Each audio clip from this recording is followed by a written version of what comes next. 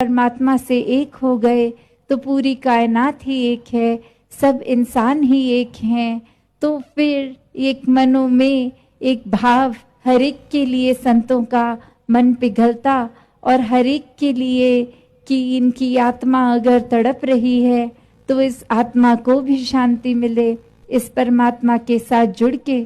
तो संतों ने तो हमेशा एक यही आवाज दी है कि मनुष्य का तन मिला है तो अपने जीवन को सुहेला कर लिया जाए, और जहाँ पे भी बेशक जन्म लिया हो तो एक संसारिक भाषा में ये जाति पाति के बंधनों को किसी को ऊंचा बोल दिया जाता है, किसी को नीचे।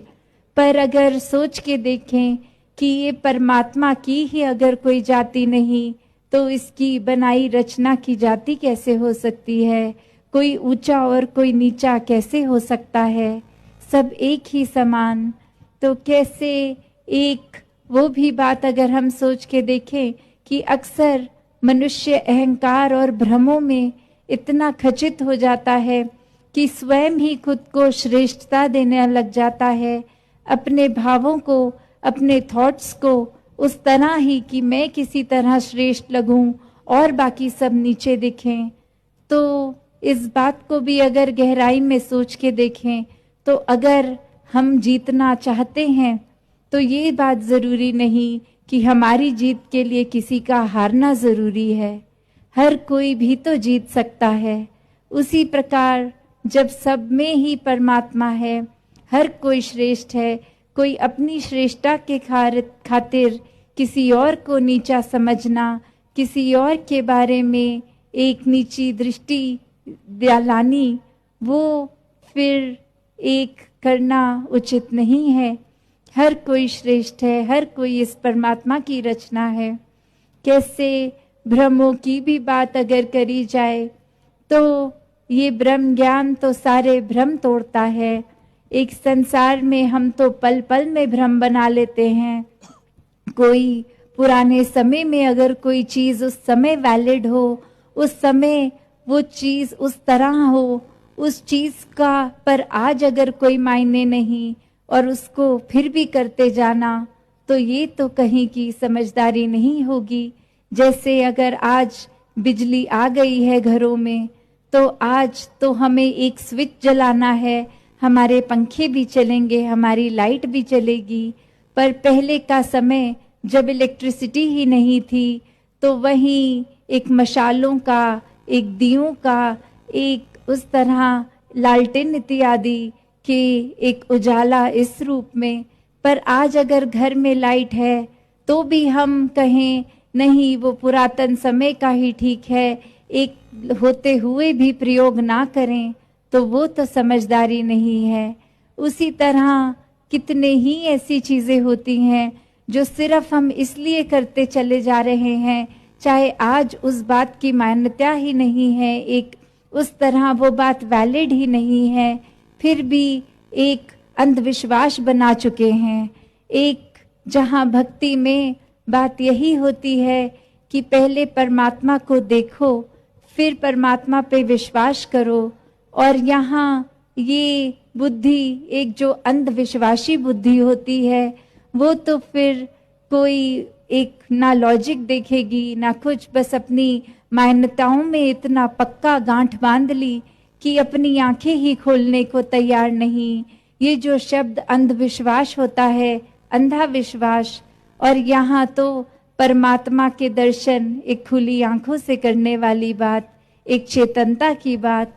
तो क्या एक किस तरह अपने जीवन में विश्वास और अंधविश्वास, इसके बीच में जो वो फाइन लाइन है, उसको कैसे उस रेखा को कि इस तरफ पूर्ण विश्वास और इस तरफ अंधविश्वास, तो कहाँ किस तरह किस पल किस तरह जीना है, ये ब्रह्म ज्ञान तो हर एक के हिस्से में है गया। तो कैसे ये चेतनता को भी अब अपनाया जाए, इस चेतनता के साथ हर पल जिया जाए।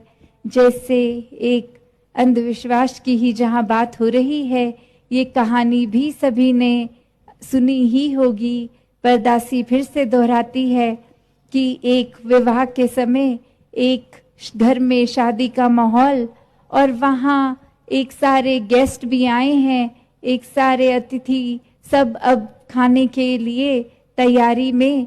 और वहाँ एक बिल्ली का बच्चा किसी की टांगों में आ रहा है, किसी के कपड़ों को उलझा रहा है, एक चलने में एक थोड़ी रुकावट आ रही है। और वहीं उस घर के बड़े बुजुर्ग ने उस समय के लिए एक टोकरी में उस बिल्ली के बच्चे को डाल दिया कि अतिथि जब चले जाएंगे तो वो बिल्ली का बच्चा निकाल लेंगे वापस बाहर, और तब तक कि किसी को कष्ट ना हो उसको एक साइड में बंद कर दिया। और वहीं वो विवाह का समय और नहीं बहू घर में प्रवेश करती है, उसने ये चीज देख ली कि एक टोकरी में बिल्ली का बच्चा है। और फिर आगे चल के जब वो बड़ी हुई और वो अपने घर में विवाह करवा रही अपने बच्चों का, तो अब उस समय एक इसको प्रथा ही मान लिया, अंधविश्वास ही मान लिया कि शायद एक बिल्ली का बच्चा टोकरी में होना शुभ होगा, इसीलिए शायद हमारे बड़ों ने किया होगा ऐसा हमारे विवाह के समय।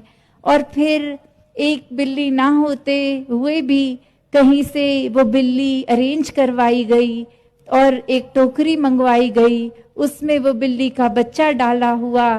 तो ऐसे ही आगे फिर वो बात चलती चली गई। तो क्या इसमें भी जो सीख है कि उस समय वो जरूरत थी उस बिल्ली को उस टोकरी में डालने की, पर यहाँ फिर अंधविश्वास की बात कि बिना सोचे समझे कि आज की जरूरत क्या है, एक क्रिया की तरह कोई चीज करते चले जाना, वो भी कोई समझदारी नहीं है।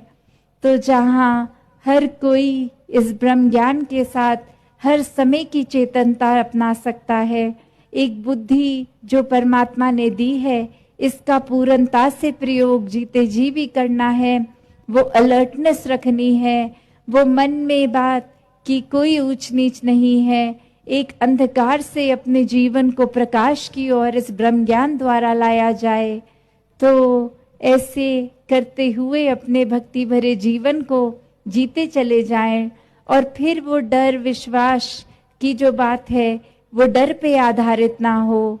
ये विश्वास तो प्रेम का है, प्रेमा भक्ति का है, एक डर से नहीं कि इतने सालों से भक्ति कर रहे हैं, जीवन में तो धन दौलत नहीं आई अभी तक, एक शरीर की पीड़ा नहीं गई अभी तक। तो ये बात वही कि सौदेबाजी नहीं, हमें वाकई ही भक्ति करनी है इस परमात्मा के प्रेम में खचित होके। तो उस तरह बिना डर के सिर्फ प्यार वाला रिश्ता इस परमात्मा से जितना गहरा करेंगे उतने ही जीवन से भ्रम भी दूर हो जाएंगे।